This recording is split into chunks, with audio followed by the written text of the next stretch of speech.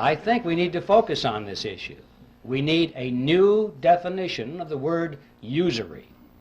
Any interest on any loan of fiat money, meaning money created out of nothing. Now this example of $172,741 unearned interest on a $100,000 home is like a grain of sand in the Sahara. Look around the desert.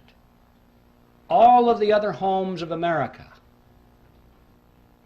all the factories, all the machinery in the factories, all of the high-rise buildings, the hotels, all the airplanes, the automobiles, the farm equipment, the farm structures, everything that we have, we're looking at a similar relationship here. This is staggering.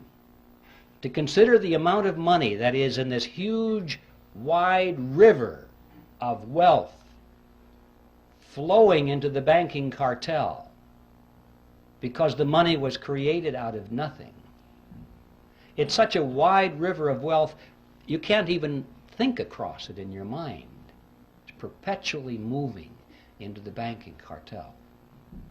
This is a dead short across the productive capacity of America. This is money that should be going to the people who produce and who create, instead of being siphoned off through a scam.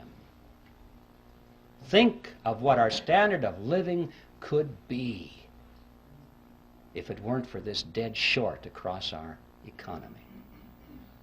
Well, where is this money going? This river, where is it flowing?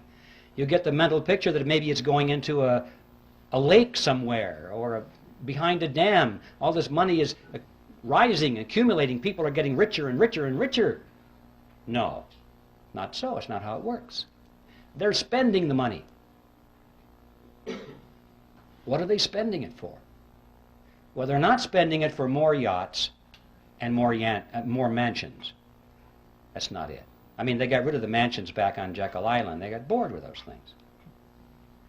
Once a person has all the money that they can possibly use for the material pleasures of life, what is left?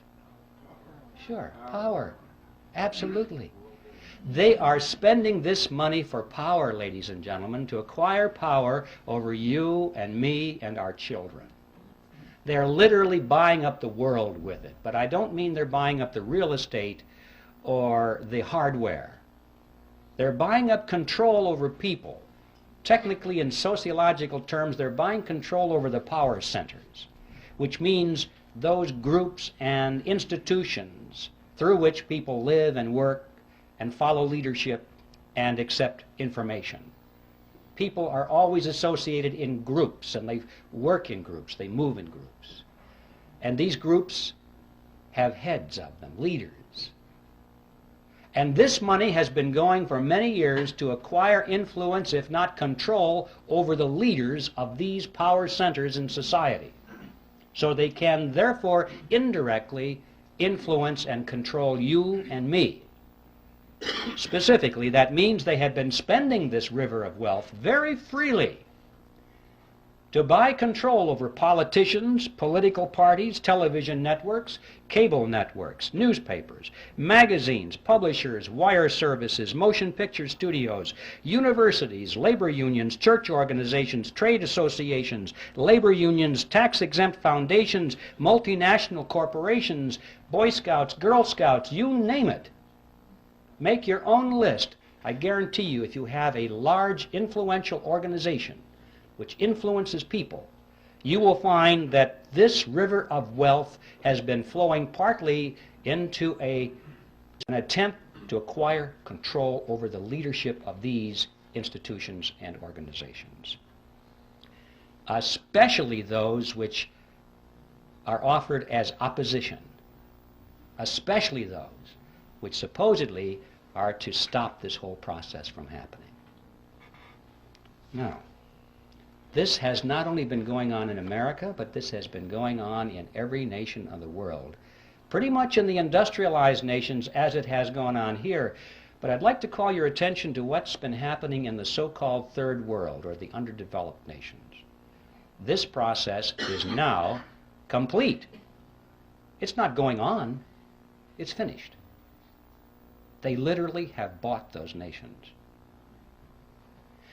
Have you ever wondered what's going on there with the IMF, World Bank? Every once in a while on the back page of the newspaper you read that Congress once again authorized another $100 billion or so to go to the World Bank. And then it explains very carefully that this money is being used for humanitarian reasons. It's being used to uplift the standard of living of these poor people. That is an appearance of the fourth kind if you ever saw one. It's not being used for that at all. If it is, they're not doing a very good job, because after all these years, you cannot point to one of those countries which has had its standard of living raised one iota by this vast expenditure of money, because it was never designed to do that. The money does not go to the people. It does not go to the industries or the businesses of those countries where it might have a chance of raising the standard of living. It goes to the politicians, doesn't it? It goes to the governments of those countries, and it is used specifically to perfect and strengthen the control mechanisms over their people. Usually this starts out as an inefficient dictatorship, but by the time they get the UN money, it ends up as an efficient dictatorship. They have a better organized and equipped army. They have a better paid bureaucracy, more people in the bureaucracy. They have more ways of controlling their subjects. They have food chains that they can offer to their friends and deny it to their enemies. This money is used to build totalitarian systems in every country that you want to point to and analyze. You see, these people, these leaders of these countries, for the most part, couldn't care less about the standard of living of their subjects as long as they live well. They live in their mansions, have their yachts, their jet aircraft, and they go to New York and live in the Waldorf Astoria while they attend United Nations meetings. They're very happy with that. They have no ideology. Communism, socialism, fascism, capitalism, what difference does it make? Where's the money? That's it with these people. We know how welfare families in this country can be second, third generation families, and there's no hope at all of getting them off the dole because they can't imagine any other way of life. This happens at the international stage too. We're dealing with countries now that are second, third, in some cases fourth generation welfare governments. They don't know how to survive unless that money comes free through the International Monetary Fund and the World Bank, means from us. There's no way in the world they're going to break free from that. These countries, ladies and gentlemen, have already been purchased, lock, stock, and barrel, in this fashion, and they are now in place in the New World Order. And they're simply waiting for us to show up. And that's the other side of the coin, because not only does this transfer of wealth to these countries from us not raise their standard of living, but it does in fact help to lower ours. And this too is part of the plan. A strong nation is not a candidate for surrendering its sovereignty.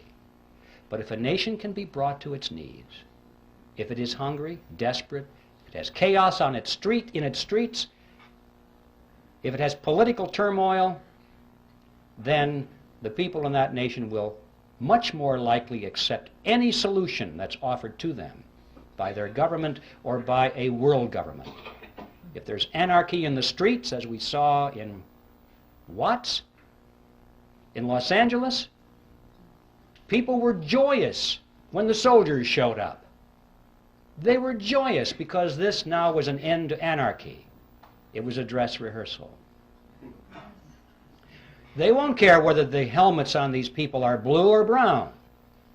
If it says UN on the side, that won't make any difference. They'll say, thank God for the UN finally brought and restored peace to our streets.